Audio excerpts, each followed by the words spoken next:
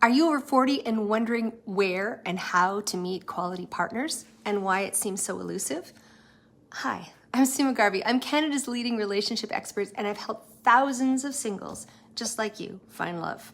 I hosted the syndicated radio show called Sex with Sue, and I literally answered 10,000 emails, and it's all about relationships. But the big question I get is, why are you not meeting quality partners? And it's not you. You're amazing. You're the hero in this story. But you need to know the hacks to figure out how to do that.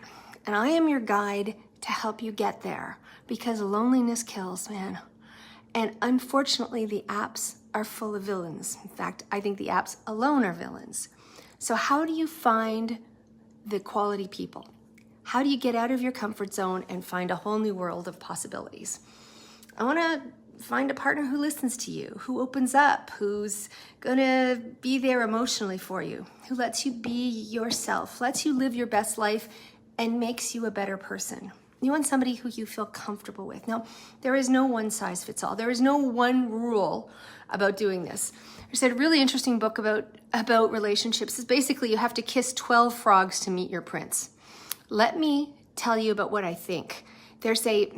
When you talk about that book, so recently I bought a house, and we actually went to see 30 homes. It was nuts. Put in a couple of offers and they fell through. And as my agent said, the first few, you ask him if you think they're of value.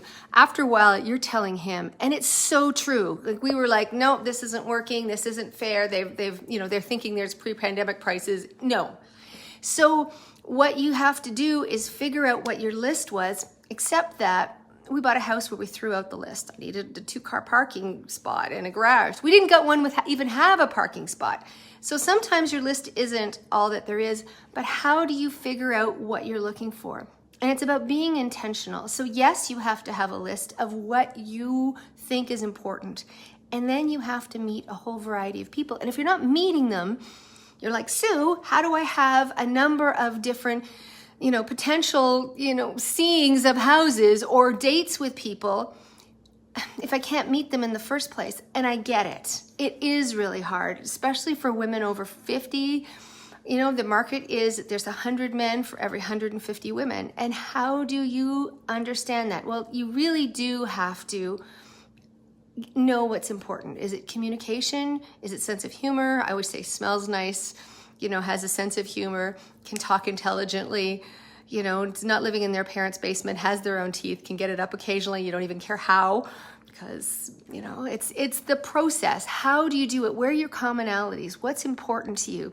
So finding that is really important, and being aware of the common obstacles you're going to overcome.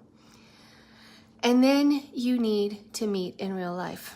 As I said, the apps, and I still tell people, they should be about 20% of the people you're meeting. But you may have obstacles such as limited social circle, busy lifestyles, past relationship baggage, and you have fears. And it's so natural to feel scared about dating in the dating world again. You think, what if I'm going to get hurt? It's just easier to stay home and watch Netflix. And you hope that, the Uber driver or the UPS guy is your person, or, female partner.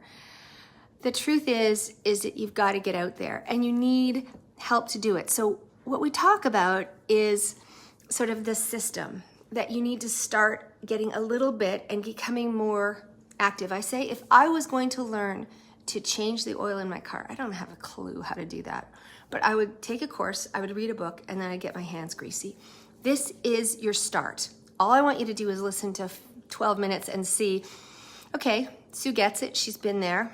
She seems like a nice person. I'm somebody's brother. I'm somebody's mother. I have been there, and I am considered the authority. I have worked for 30 years in this area. And then you need to say, okay, where am I going that's authentically interesting to me? Let me tell you the story. So I had a client, and he came to my session and it was like, I think it was the beginning of November. Snow hadn't flown yet, but it was cold. And he arrives on his bicycle all bundled up. And he was involved in trying to save the river. And I offered him a coffee, and he wanted to make sure I was recycling. You get it. I had another client who was like that, and I thought, and she had met somebody at one of the, what I call the river, they had a river masters group where they took care of the river and they were cleaning it, but they were both passionate about the environment. And they met, right? They both met partners doing that. Somebody said that the best place to meet somebody who's enthusiastic, certainly political campaigns, because you both feel passionate about it. And you need to do that, but it's hard. And one of the other things I talk about is how vulnerability is a superpower. It is, it's a superpower. And to be vulnerable requires you to be vulnerable. So some of the new places that people are meeting are LinkedIn. I think that can be a little daunting. I wouldn't want somebody who's thinking that they're going to connect with me on business asking me out. I think that could be a little weird, but some of the running rooms, all of the exercise groups are places where people are meeting. I have a client just recently, Brian and Natalie, they're just lovely. And they were telling me, and I'd known Brian for years. He'd been in a men's group and he'd taken one of my courses. And he was at a group sing-along that we put on. And he met her, and he was in one part of town and she was in the other. Never would have met her, but was quite mesmerized as he said to me, Sue, I don't remember ever having that much chemistry with somebody. And then went to another meetup where she was there, and they did a 4-hour game of Catan. I'll post some pictures of it in the group, but you know how, and then that was it. He says, I'm driving across town, please. You know, the first time I didn't get your number, but I really need to get your number. And they connected deeply. They did that because of their shared values. I have another couple. They're just lovely. And they were, you know, he's a really cool guy, and he has 3 huskies, and he's all about husky rescue. So he came to me and said, Sue, can I do a husky rescue event? And I said, sure. How do we put this on? Because I run events all the time in my community, and I think that people need a place where they can meet. Anyway, he came to me and said, Sue, let's do this. And we did it at a bar that was dog friendly. And it was fantastic. It was just fantastic. And of course, somebody came in who was all moved that he liked dogs because she liked dogs. And he wasn't the guy that she thought she would fall in love with. She thought, you know, he'd be taller and, you know, have different things going on. And when I asked her, I said, so what are your limitations? And she's like, well, you know, I thought I wanted somebody who was more than 6 feet tall. I'm like, 6 feet tall or over is 8% of the population. Are you prepared to do that? You need to have somebody who's physically attractive. You know, I say to people, you need 8.5 out of 10. If you write your list of all the things you're looking for, you want somebody who likes dogs. You want somebody your mom will like. You want somebody that helps little old ladies across the street. You need somebody you can take to the office Christmas party. You want somebody who laughs at your crazy bad jokes. You want somebody who will get up with you in the morning and go take the dogs to the dog park and not do it by yourself, because her previous partner, you know, didn't really like her dogs and would sleep in. And she said, you know, you're with somebody to spend your life with them. But if you're always alone, that is actually the number one reason that people break up. People think it's, you know, sex, money, extended families, division of labor. Those are the other 4. But the biggest one is that you grow apart. And sometimes relationships just grow apart. You know, the one thing about being a marriage counselor for so long is that I know that. And certainly my own divorce taught me more about relationships. And now, as a woman over 50, it's understanding that I can be the guide for other people because I have lived it. I have been there. I met my partner the old-fashioned way with alcohol and budge judgment at a bar on a Monday night. But I had the ability to see him and smile and make eye contact and smile again and approach him. And we got talking, and he invited me to sit down for a drink. And then he would come after a meeting, and because he was drinking, he was Ubering home, so I hadn't had much, so I drove him home. And it was that process, right? That idea that you can do that. And if you're terrified, here's what we do.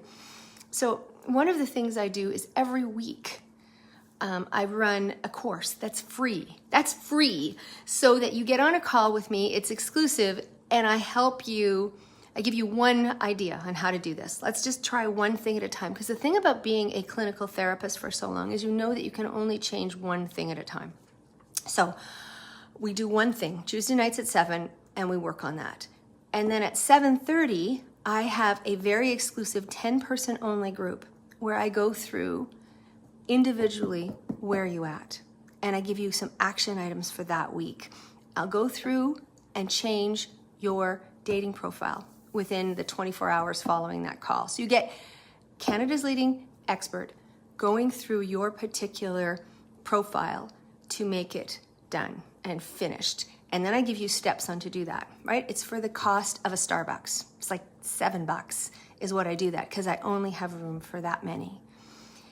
And then, so that's what we do. That's it. It's just little tiny bites.